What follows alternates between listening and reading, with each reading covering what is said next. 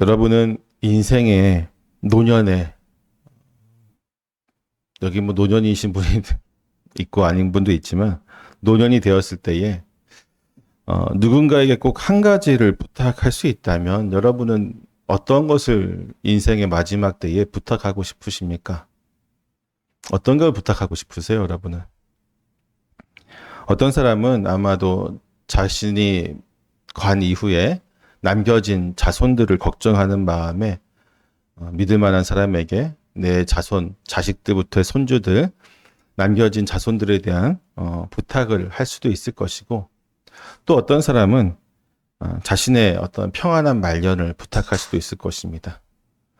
인생의 마지막 때에 남겨진 그 짧은 시간, 마지막 가는 길에 당신께서 나에게 동행하거나 함께 하셔서 내 인생의 마지막을 좀 평안하게 해주십시오라고 부탁할 수도 있겠죠. 인생의 마지막 순간에 남기는 말은 결국 그 사람의 삶 전체를 압축하는 어떤 진솔한 증언이 될 수 있습니다. 죽음을 앞둔 사람은 자신이 무엇을 가장 소중하게 여겼는지, 무엇에 어떤 가치를 두고 살았는지를 숨김없이 드러내게 됩니다. 결국 마지막에 하는 부탁이 그 사람의 평생의 어떤 가치관을 드러낼 수 있다라고 하는 것이죠. 삶의 끝자락에 남기는 당부는 그저 개인적인 부탁이나 바람이 아니라 그가 평생을 걸고 어떤 추구했던 삶, 그 본질을 보여주는 마지막 고백과도 같은 것입니다. 우리는 그 당부를 통해서 그 사람의 인생이 과연 어디에 뿌리를 내리고 있는지를 분명하게 알 수 있겠죠. 아니, 이 사람은 신앙의 뿌리를 내리고 있는지, 아니면 가족에게 더 많은 뿌리를 내리고 있는지, 아니면 사회적인 명성이나 아니면 세상에 성공하는 것을 더 귀하게 여기는지를 분명히 알 수 있습니다. 오늘 우리가 함께 보는 말씀을 통해서 야곱은 그의 인생의 마지막 때가 되었을 때에 요셉에게 당부를 남깁니다. 무려 140년의 험난한 인생의 여정을 마무리하는 가운데 이제 그가 자신의 인생이 얼마 남지 않았다는 걸 직감하게 된 것이죠. 애굽 땅 고센에서 사랑하는 아들 야곱과 요셉과 가족들과 함께 평안한 시간을 보냈지만 그의 마음은 결코 이 세상의 안락함에 정착하지 않았습니다. 야곱이 아들에게 남긴 오늘의 당부는 자신의 시신을 어디에 묻어달라고 하는 개인적인 소망이지만 이 소망 안에는 하나님 앞에서 그의 믿음이 평생의 147년이라고 하는 그 인생이 어떻게 살아왔는지를 분명히 보여주고 있습니다. 오늘 말씀을 통해 우리는 죽음 앞에서 죽음이 앞둔 인생의 노년에 이 야곱이 어떠한 믿음을 보여주는지 좀 깊이 묵상하고자 합니다. 우리의 삶의 마지막에 하나님을 향한 진정한 경배로 마무리되는 것, 그것이 우리의 신앙을 돌아보는데 가장 중요한 요소가 될 것입니다.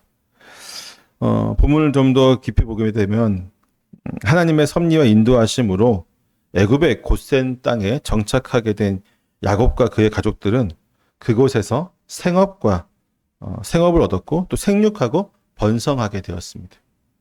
애굽 땅에서 이주하기 전의 상황을 보면은 너무 극명한 차이를 보게 되죠.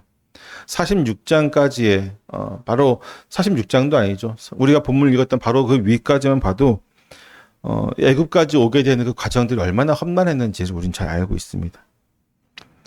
애굽 땅으로 이주하기 전에 당장 그들은 생계를 당장 오늘 하루 먹을 식량 때문에 걱정했던 그러한 가족이 이제는 오히려 애굽 땅에서 바로의 환대와 요셉의 세밀한 돌봄을 통해서 먹고 사는 문제는 이미 다 끝난 것이고요.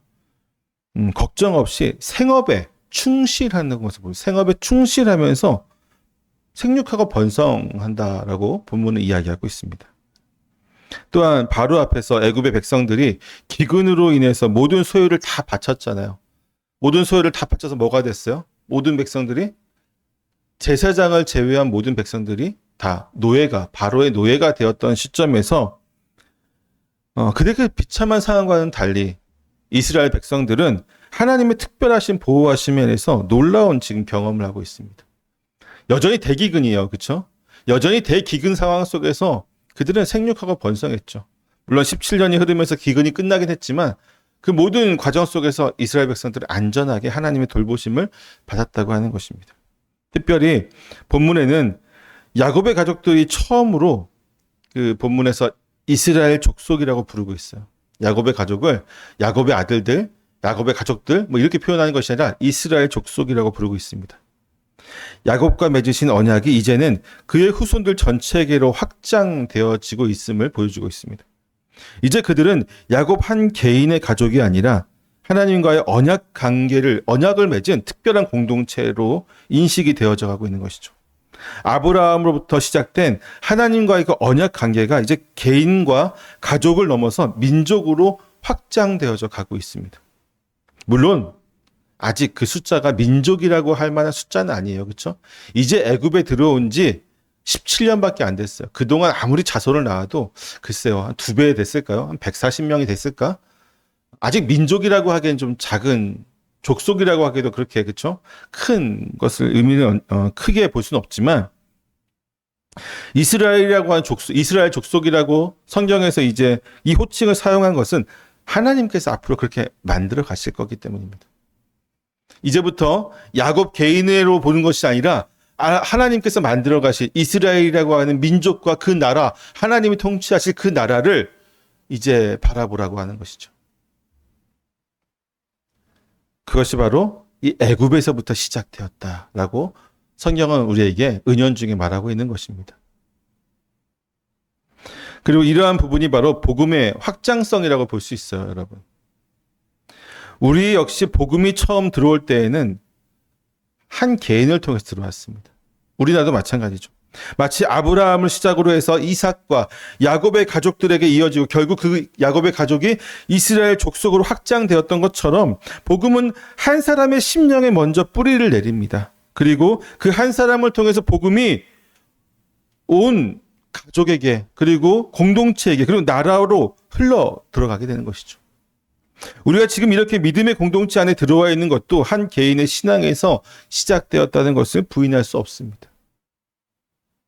한국에 처음 공식적인 선교사가 들어오기 전에 우리나라는 독특해요. 우리나라는 복음이 들어오기 전에 복음이 들어왔습니다. 그러니까 선교사가 들어오기 전에 복음이 들어온 되게 독특한 나라 중에 하나죠. 홍삼장사 서상륜이라고 하는 나중에 이제 장로님, 소래교회 장로님이 되셔서 우리나라의 유명한 이제 장로님이 되셨는데 이분이 홍삼 장사를 위해서 그것도 그냥 장사가 아니고 밀거래죠. 불법적인 일을 하기 위해서 만주랑 이제 조선을 왔다 갔다 하던 시점에서 스코틀랜드 선교사를 만납니다. 그리고 스코틀랜드 선교사와 이제 하면서 그분이 스코틀랜드 선교사가 한국에 복음을 전하기 위해서 일부 편집을 해서 쪽복음이라고 하죠. 성경의 일부를 이렇게 번역을 한 것을 이 서상륜 이분이 이게 돈이 되겠다 싶었던 거예요. 그렇죠?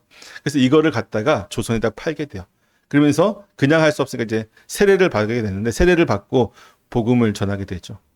그래서 처음에는 어떤 마음으로 했는지 우리가 정확하게 알 수는 없지만 대부분의 사람들이 아마도 돈이 될 것 같으니까 그렇게 했을 것이다라고 예상을 하고 있습니다.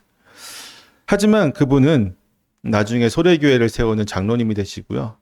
그리고 한국에 복음이 들어와서 그 복음이 선교사들이 들어왔을 때 이미 복음이 들어왔으니까 일이 하기가 훨씬 더 쉬웠던 것이죠. 그만큼 이제 굉장한 일을 했습니다. 그 한 분을 통해서 사실 우리나라가 지금 이렇게 됐다고 해도 과언이 아니겠죠. 복음이 우리의 가족이나 지인 가운데 어떤 개인에게 전해졌고 그리고 우리에게까지 오게 된 것이죠. 그 한 사람의 헌신을 통해서. 이처럼 한 사람의 개인적인 믿음의 고백으로 시작된 구원이 교회를 이루고 그 교회를 통해서 민족에게 전파되어지고 땅 끝까지 이르게 되는 것입니다. 그러니까 항상 우리는 우리가 가지고 있는 신앙에 대해서 우리의 신앙의 선배들에 대한 고마운 마음을 항상 가져야 돼요. 그냥 이렇게 온 게 아닙니다. 여러분이 그냥 믿게 된 것이 아니고 1차적으로는 나를 전도한 사람 아니면 내가 교회에 나오게 된 직접적인 원인이 되었던 사람에게 존경하는 마음을 가져야 될 것이고요. 그 외에도 그분이 믿게 된 상황을 그분을 전도한 사람 그리고 그분을 또 전도한 사람 그리고 이 나라가 복음 안에 들어오게 된 모든 상황 가운데서 결국 우리의 많은 믿음의 선배들과 선진들이 복음을 위해서 헌신했기 때문에 지금 여러분과 제가 믿음을 갖고 이 자리에서 예배를 드릴 수 있게 되는 것이죠. 고마운 마음을 가지셔야 됩니다. 하지만 이와 같이 즉 이 야곱의 가족들이 안정과 번영을 누렸을 때에 동시에 어떤 것을 여러분 느끼게 되냐면요. 우리도 마찬가지지만 유혹을 강하게 느끼게 됩니다. 앞서 46장 4절에서 그들이 애굽에 뭐하게 내려왔냐고 얘기하냐면 거류하기 위해 내려왔다고 얘기하고 있어요. 46장에서. 그런데 본문의 27장은 지금 뭐라고 얘기하냐면요. 거류한다고 하고 있어요. 그렇지 않죠. 한번 같이 읽어볼까요? 시작. 이스라엘 족속이 애굽 고센 땅에 거주하며 또 거기서 생업을 얻어 생육하고 번성하였더라. 애굽에서 거주하면서 생업을 얻었다고 기록하고 있어요. 이는 그들의 처음 목적이었던 잠시 머무는 손님이 아니라 마치 자신들이 소유지, 이곳의 주인인 것처럼 땅을 움켜쥐고 자손들에게 물려줄 수 있는 기업을 세웠다는 것과 마찬가지입니다. 거류민으로 잠시 대기근의 시간을 안전하게 보내기 위해서 애굽으로 내려왔던 이스라엘은 이제 이방인으로서 그 애굽 땅을 소유하고 안정을 누리는 특별한 위치에 서게 되었습니다. 그렇잖아요. 지금 애굽의 모든 백성들은 뭐가 되었어요? 종이 되었는데 이스라엘 백성은 이방인임에도 불구하고 그곳에 거주하면서 그 땅을 소유하게 되고 생업을 하고 자유민이에요. 위치가 완전히 뒤바뀌어졌죠. 그들은 하나님께서 전적으로 의지하면 살 수 있는 거류민이 아니라 땅의 소유와 강력한 권력자인 요셉을 통해서 안전을 보장받는 거주민이 되었습니다. 이 거류민과 거주민은 절적으로 틀려요, 여러분. 나그네라고도 하죠. 나그네는 항상 하나님만을 쫓습니다. 왜? 안전하지 않으니까. 하나님만이 나의 유일한 안전이요, 나의 유일한 보호자시요, 나의 유일한 기업이시기 때문에 거류민은 결코 하나님 앞에서 믿음 안에서 그 흔들림이 없습니다. 그리고 항상 하나님만을 의지하죠. 근데 거주민이 되어지면 뭐 어떤 차이가 있냐면 하나님을 의지하던 것 중에 상당수가 이 땅으로 향하게 돼요. 내가 지금 농작하고 있는, 상업을 하고 있는 그곳으로 가게 되고요. 내가 지키고 있는 이 땅으로 향하게 되고 있고, 나의 땅을 보존해주고 있는 저 임금과 나라 사람들을 바라보게 되어 있습니다. 눈치를 본다는 얘기죠, 한마디로. 이 세상의 풍요와 안정의 마음을 빼앗겨서 영원한 본향을 잃어버릴 수도 있는 위험한 순간이 된 것입니다. 그것이 이스라엘 족속들, 야곱의 가족들에게 임하고 있는 것이고요. 우리 역시도 마찬가지입니다. 이상하게도, 희한하게도 우리의 신앙이 가장 좋을 때는 언제인 줄 아세요? 우리가 거류민으로 살 때입니다. 즉, 이 땅에서 나의 위치가 불안하고 내가 지금 초조하고 안정적이지 못하고 내 상황이 여러 가지로 열악한 상황에 있을 때에 우리는 굉장히 하나님만을 붙들 수밖에 없죠. 근데 희한하게도 그 상황 속에서 하나님이 인도하셔서 안전하게 하면요, 우리의 신앙은 후퇴할 때가 많이 있습니다. 주저할 때가 많이 있습니다. 아마도 지난 몇 년간의 풍요롭고 안정적인 삶은 이스라엘 족속 대부분의 사람들에게 지금의 생활에 대한 대단히 큰 만족감과 더불어서 동시에 거류민, 즉 나그네로서의 삶을 돌아가는 것에 대해서 거부감을 가지게 만들었을 것입니다. 하나님께서 약속하신 가나안 땅의 현실은 아직 험난하고 불확실하지만 눈앞에 그들이 지금 가지고 있는 애굽 땅의 모든 것은 그들의 삶의 평안과 풍요와 안정을 보장해주고 있습니다. 인간의 연약함은 언제나 자신의 현실적인 안정과 행복이 하나님의 약속보다 눈에 보이는 무언가에 더 집착하게 되기 때문에 이스라엘 백성이라도 해도 어쩔 수가 없는 것이죠. 우리라고 다를까요? 다르지 않죠. 하지만 유일하게 이 야곱은 그러한 유혹에 빠지지 않았던 사람이었습니다. 역시 가장이죠. 이스라엘 민족의 하나님의 언약을 맺은 족장이라고 할 수 있을 만한 믿음이었던 것 같습니다. 야곱은 애굽 땅에서 17년을 거주하면서 그의 나이가 이제 무려 147세가 되었습니다. 앞서 본문이 밝히고 있듯이 야곱이 이 17년의 삶은 이전의 130년의 삶보다 더욱 안정적이고 평화로운 삶이었어요.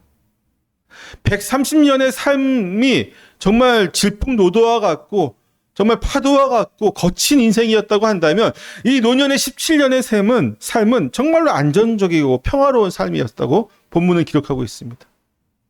그의 할아버지 아브라함이 그의 말년에 범사의 복을 받았던 것처럼 그의 노년도 범사의 복으로 가득 채워져 있었던 것입니다. 이러한 물질적인 풍요와 안정적인 또 정서적인 안정에도 불구하고 야곱의 마음은 사실 근데 평안하지 않았어요. 그렇잖아요. 우리 육체가 평안하면 우리 마음도 평안하잖아요. 근데 야곱은 그렇지 않았다는 거예요. 물질적으로 이렇게 평안한데 안정적인데 그의 마음은 불편했습니다. 왜냐하면 17년의 풍요로운 삶, 그 안정적인 삶은 그의 영원한 거처에서 하나님이 주시기 약속의 땅에서 이루어진 것이 아니기 때문이죠. 결국 이제 죽음의 그림자가 드리워지자 그의 마음은 평생 잊지 않았던 하나님의 약속, 곧 가나안 땅에 대한 언약으로 향하게 됩니다.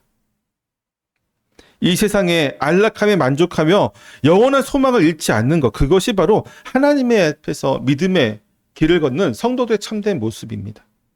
야곱의 마음은 애굽 땅에 머물지 않고 약속의 땅을 향하고 있습니다. 그의 삶은 이방 땅에서의 안정적인 정착과 풍요가 아니라 참된 본향을 향한 여정, 그 길을 걸어가는 삶이었던 것이죠. 여러분, 우리의 삶은 어떨까요? 우리는 안전하게 거주하면서 이 땅에 정착하면서 지금 앉아있기를 원하고 있습니까? 아니면 본향을 향해서 힘들더라도 꾸준히 한 걸음 한 걸음씩 걸어가는 인생을 살기를 원하고 있습니까? 우리가 살고 있는 이 땅 역시 야곱의 가족들이 머물렀던 애굽 땅과 같습니다. 잠시 머무는 동안 풍요와 안정을 약속하는 듯 보이지만 우리가 영원한 안식처로 삼을 곳은 아니죠. 우리에게 허용된 풍요와 성공이 우리의 마음을 빼앗아서 하나님께서 약속하신 영원한 본향을 잃게 만드는 위험한 유혹임을 항상 기억해야 됩니다. 잊지 말아야 됩니다. 그러므로 우리는 매일의 삶 속에서 우리의 마음이 어디를 향해서 뿌리를 내리고 있는지를 점검해야 되겠죠. 좀 더 자자, 좀 더 눕자, 좀 더 거주하자, 좀 더 내가 이 땅에서 내가 만족하는 것들을 다 누리자 하는 그 모든 것들은 결국 우리로 하여금 하나님에 대한 우리의 신앙을 의심할 수밖에 없게 만듭니다. 야곱은 우리 삶의 최종 목적지가 이 세상이 아님을 분명히 보여주고 있습니다. 애굽 땅에서 거주민으로 안착하려는 유혹을 물리친 야곱은 그의 믿음은요, 죽음을 앞둔 그 당부에서 더욱 분명하게 드러납니다. 야곱은 아들 요셉을 불러서 평생 잊지 않았던 마음속 깊은 소원을 이야기하고 있습니다. 같이 한번 읽어보겠습니다. 29절입니다. 시작.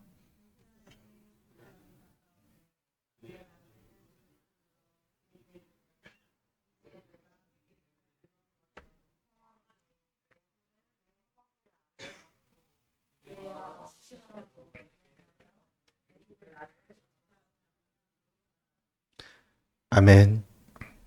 야곱은 요셉에게 내가 너에게 은혜를 입었거든이라고 하는 어떤 겸손한 표현을 쓰고 있습니다. 아버지가 아들에게 하는 말은 아니죠, 그렇죠? 보통 이 말은 누가 쓰냐면 낮은 자, 그러니까 밑에 있는 사람이 높은 사람을 향해서 자비를 구할 때 사용하는 말입니다. 내가 당신께 은혜를 입었사오니 하면서 나와가는 거죠. 그러니까 보통 이제 단순히 아버지의 입장에서 아들에게 부탁을 하는 게 아닌 거죠, 결국은. 지금 야곱은 아버지로서 부탁하는 것이 아니라 애굽 최고의 권력자인 아들 요셉에게 그의 지위와 요셉의 지위와 그의 능력을 힘입어서 자신의 마지막 당부를 반드시 이루어 줄 것을 부탁하고 있는 것입니다. 그러니까 아들에게 부탁하면은 아들이 그것을 잘 듣고 행하면 되는데, 저도 그래요. 아들에게 이것저것 이렇게 시키면 잘 안 해요. 아버지 말은 잘 안 듣는 것 같아요. 꼭 3번, 4번, 심지어는 어떤 때는 10번을 넘게 얘기해도 할까 말까 그런데 야곱은 지금 그렇게 하지 않는 거죠. 아들로서 부탁하는 것이 아니라 최고의 권력자, 그리고 믿을 만한 재상, 정말 위대한 사람에게 당신의 능력, 그리고 당신이 가진 지위, 모든 권력들 다 합해서 그것을 가지고 나의 당부를 반드시 좀 해달라는 어떤 부탁을 하고 있는 것입니다. 때문에 그는 이어서 뭐라고 얘기하냐면 요셉의 손을 자신의 허벅지 아래에 넣고 맹세하게 합니다. 이러한 형태의 맹세는 고대 근동에서 가장 엄숙하고 중요한 서약을 할 때 사용했던 방식으로 과거 여러분 아시겠지만 아브라함이 이삭의 배필을 구할 때에 그 늙은 종에게 부탁할 때에도 그 똑같은 방법을 사용하죠. 자신의 허벅지 아래에 손을 넣고 맹세하게 합니다. 야곱은 요셉에게 하나님 앞에서 반드시 지켜져야 될 엄숙한 서약을 요구하고 있는 것이죠. 하나님 앞에서의 서약은 어떻게 돼야 돼요? 반드시 이루어져야 됩니다. 그러니까 우리가 항상 얘기하는 것이지만 여호와의 이름을 망령되이 일컫지 말라고 하는 십계명의 말씀도 그거예요. 하나님 이름으로 맹세하지 말라는 것과 동일한 겁니다. 그것은 죄예요. 죄. 특히 야곱은 요셉에게 뭐라고 얘기하냐면 인애와 성실함으로 이 당부를 행해달라고 얘기하고 있어요. 인애와 성실함. 여기서 인애와 성실함으로 번역된 단어가 히브리어가 인애가 뭐냐면 헤세드란 단어고 성실함이 에메트란 단어입니다. 헤세드는 많이 들어봤죠. 에메트는 잘 못 들어봐도 헤세드는 많이 들어봤겠지만 언약을 맺고 있는 어떤 상대방에게 베푸는 변함없는 사랑과 헌신, 무한한 어떤 사랑, 하나님에서 베푸시는 일방적인 사랑, 자비 이런 것을 이야기합니다. 그리고 굳건한 충성심을 의미하는 것으로 약속을 끝까지 지키는 어떤 신실한 태도를 이야기합니다. 또한 에메트는 진실함과 견고함을 얘기해요. 진실됨, 견고하게 흔들리지 않는 견고함이죠. 이는 변하지 않는 진리와 신뢰를 바탕으로 한 태도입니다. 이 두 단어는 누구한테 사용되는 단어예요, 보통? 성경에서 이 헤세드와 에메트는 하나님의 성품, 하나님의 신실하심을 언약의 어떤 그분의 지키심에 대해서 사용될 때 항상 하나님 앞에 붙여지는 단어들입니다. 헤세드, 에메트. 즉 야곱은 지금 하나님께 부여했던 그 단어를 요셉에게 지금 얘기하고 있죠. 무슨 얘기냐면 요셉에게 하나님의 성품처럼 하나님을 닮아서 너 역시 하나님처럼 정말로 헤세드하고 에메트하게 이것을 내가 당부한 것을 반드시 하나님처럼 신실하게 지켜라. 이 말을 하고 있는 것입니다. 이 당부는 야곱의 정체성을 명확하게 보여주고 있죠. 30절에서 그는 애굽에 나를 장사하지 아니하도록 하라고 부탁하고 있습니다. 야곱의 궁극적인 관심은 어디 있냐면 이 세상의 화려함이 아니었던 거예요. 야곱은 애굽의 장래 풍습에 따라 미래가 되는 또 영원히 애굽에 정착하는 것을 거부합니다. 여러분 우리가 정말 시골에서 오래 살다가 서울에 갔어요. 그리고 서울 중심에서 온갖 화려한 인생으로 10몇 년을 살았다고 합시다. 여러분 다시 시골로 내려가는 게 좋을 것 같아요. 이 서울에서 자신이 장례를 치는 게 더 좋다고 생각할까요?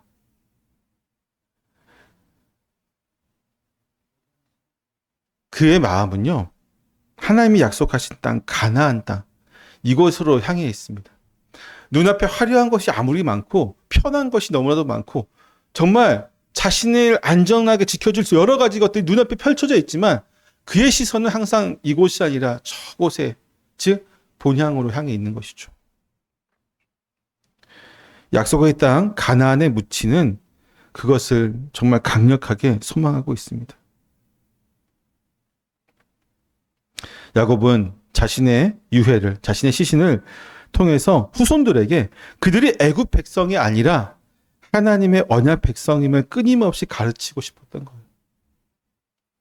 우리가 삶을 마무리할 때 어떤 유언을 남기느냐는 결국 우리가 어떤 신앙을 가지고 있는지를 보여주고 있습니다. 야곱은 애굽 최고의 권력자인 아들에게 그 땅의 번영을 누리라고 말하지 않았습니다. 이 땅에서 우리 민족이 드디어 이 땅을 차지하고 번영하고 강해졌으니까 우리가 특별한 위치에 있으니까 우리가 이것을 더 공고히 하자 이렇게 말하지 않았어요. 오히려 그 모든 화려함과 안락함으로부터 단호하게 벗어나라고 이야기하고 있는 겁니다. 우리는 어차피 여기 지금 가지고 있는 이 모든 것 다 우리 거 아니야. 하나님이 약속하신 것이 아니다라고 이야기하고 있습니다. 우리의 삶이 세상의 성공과 안락함에 뿌리 내리고 있다면 우리의 유언 또한 세상의 소유에 대한 것일 것입니다. 내가 남겨진 재산들을 누구에게 물려주고 아들에게는 이걸 주고 손자에게는 이걸 주고 내 형제에게는 이걸 주고 남겨진 재산을 어떻게 사용해서 너희들은 이 재산을 하나도 잊어먹지 마. 오히려 불려야 돼. 이렇게 유언할 수도 있겠죠. 하지만 야곱의 당부는 그런 게 아니었죠. 우리는 그 야곱의 당부를 좀 닮아야 돼요. 신앙에 대한 당부였습니다. 우리의 신앙이 어디에 있는지를 분명히 보여준 당부였습니다. 야곱의 마지막 믿음의 행동은요, 아들 요셉에게 맹세의 약속을 받은 후의 모습에서도 나타나고 있습니다. 요셉이 아버지의 당부에 담긴 영적인 의미를 깨닫고 흔쾌히 그 언약에 대해서 이제 지키겠다고 맹세했을 때에 야곱은 비로소 모든 근심을 다 내려놓고 평안함을 얻게 됩니다. 17년을 안정적으로 애굽에서 살면서도 얻지 못했던 그 평안이 야곱이 부탁했던 그것을 요셉이 들어주겠다고 하자 그제서야 그 마음이 평안해진 겁니다. 결국 여러분, 평안이라고 하는 것은요, 이 세상에 주는 안락함에서 오는 것이 아니에요. 이 세상에 여러분에게 무엇을 줄 수 있다고 다 약속을 하겠지만 그것이 우리에게 평안함을 주지 않습니다. 하나님의 언약이 반드시 이루어질 것이라고 하는 그 확신이 우리에게 안락함을 주는, 평안을 주는 거예요. 다른 말로 하면 구원에 대한 확신이 저와 여러분에게 평안을 주는 것이지, 이 세상의 그 어떤 재물과 또 그 어떤 관계와 그 어떤 사랑과 그 어떤 관념도 우리에게 평안을 주지 않습니다. 결국 초대교회 성도들이 그 모든 핍박과 고난과 또는 박해 속에서도 그들이 평안할 수 있었던 단 하나는 천국에 대한 소망이 있기 때문이었어요. 31절은 이렇게 기록합니다. 요셉이 이르되 내가 아버지의 말씀대로 행하리이다. 그리고 어떻게 얘기하고 있죠? 31절입니다. 시작, 같이 한번 읽어봅시다. 시작. 야곱이 또 이르되 내가 맹세하라 하매 그가 맹세하니 이스라엘이 침상 머리에서 하나님께 경배하니라. 어떻게 하고 있어요, 야곱이? 너무 늙고 약해서 사실 경배는 어떻게 합니까? 바닥에 엎드려서 절을 하는 것이잖아요. 그렇게 할 힘마저 없어요, 야곱은. 정말 이제 마지막 때가 다가온 것 같아요. 침상에 누워서 일어날 수조차 없는 정말로 연약한 가운데 지금 야곱은 처해 있습니다. 그러나 그럼에도 불구하고 그는 그가 할 수 있는 최선을 다해서 하나님께 경배를 드려요. 그가 낼 수 있는 최선의 힘은 뭐였냐면 침상 머리에 의지하는 것이었습니다. 침상 머리에 의지하는 것조차도 그는 정말 최선을 다해야만 하는 그런 상황에서조차도 그는 하나님께 경배하기 위해서 그렇게 하고 있는 거예요. 이 경배 행위는 야곱의 인생을 관통하는 중요한 신앙 고백입니다. 죽음 앞에서조차 흔들리지 않았던 그의 거류민 나그네로서의 정체성을 보여주는 중요한 증거가 되어집니다. 그의 경배는 이 세상의 어떤 권세도, 심지어 죽음의 권세마저도 그의 영혼을 좌절시킬 수 없다는 것을 보여줍니다. 그는 아들 요셉의 권세와 풍요에 경배한 것이 아니라 그 모든 것을 주관하며 언약을 지키시는 신실하신 하나님께 모든 영광을 돌리고 있어요. 야곱이 하나님께 경배한 이유는 많을 것입니다. 험난했던 인생 여정 가운데서도 늘 함께 하시고 지켜주셨던 하나님의 그 은혜, 사랑하는 아들 요셉을 잃었다고 생각했으나 다시 만나게 해주셨던 그 하나님의 놀라우신 섭리, 그리고 그의 마지막 소원인 약속의 땅에 묻히게 될 것이라는 그 확신까지, 그 모든 것이 하나님의 신실하신 섭리하였음을 깨닫고 그는 마지막 숨결을 통해서 다해서 하나님께 무릎 꿇는 마음으로 지금 경배하고 있는 것이죠. 그의 삶은 화려한 애굽의 무덤에 안장되어서 영원한 정착민으로 기억되는 삶이 아닌 것입니다. 그는 끝까지 이 나그네로서의 정체성을 잃지 않았고 영원한 하나님의 나라를 향해서 그 소망을 품고 그것을 이 경배라고 하는 그의 마지막 몸짓으로 다 보여주고 나타내고 있는 것이죠. 우리 역시 이렇게 할 수 있을까요? 마지막까지 하나님에 대한 경배, 하나님에 대한 믿음을 온전히 보여주는 것으로, 단순히 그가 하나님을 향해서 보여준 것도 있겠지만 그의 앞에 있는 사람은 누구요? 요셉이잖아. 요셉도 역시 하나님에 대한 아버지의 신실한 신앙을 보고 있는 거예요. 부모로서 여러분 가장 좋은 것은 뭐냐면요, 하나님을 어떻게 경배하는지를 자녀들에게 보여주는 겁니다. 자녀들은 부모의 신앙을 본받기 때문이죠. 교회 가서 아무리 봉사 열심히 하고 앞에 나와서 기도하고 또 성도들 앞에서 굉장히 영향력을 끼칠지라도 집에 와서 교회에 대한 불만을 얘기하고 목사에 대한 불만을 얘기하고 말씀에 대해서 자기 멋대로 평가하고 하나님에 대해서 자기 멋대로 불만불평을 이야기한다면요, 자녀의 신앙은 결코 자랄 수가 없어요. 지금 자녀와 1대1로 있는 거잖아요. 그 1대1로 있는 그 앞에서 그는 최상의 경배를 하나님께 드리고 있어요. 하나님께서 그 경배를 받으시고 그것을 보고 있는 요셉은 정말 참된 신앙은 이런 것이구나, 다시 한번 느꼈을 것입니다. 왜냐하면요, 결정적으로 요셉의 위치는 아마도 이스라엘 모든 민족들 중에서 가장 애굽이라고 하는 곳에 정착하고 싶은 유혹이 강한 사람이었을 거예요. 왜? 그는 애굽의 실질적인 1인자였거든요. 물론 바로라고 하는 최상의 1인자가 있었지만 실질적으로 통치하고 다스리고 모든 명령권을 행사하는 것은 요셉이었잖아요. 여러분, 그 위치까지 올라가면요, 내려놓기 쉽지 않습니다. 근데 그 위치에 있는 아들에게 지금 야곱이 보여주고 있는 신앙은 정말 감동이 되었을 거라고 생각이 되어집니다. 오늘 우리는 야곱의 마지막 삶을 통한 한 가지 분명한 진리를 확인하게 됩니다. 그것은 바로 믿음의 사람에게 있어서 이 죽음을 준비하는 삶이란 것은 곧 영원한 본향을 향한 삶, 즉 거류민으로서의 삶이라는 것이죠.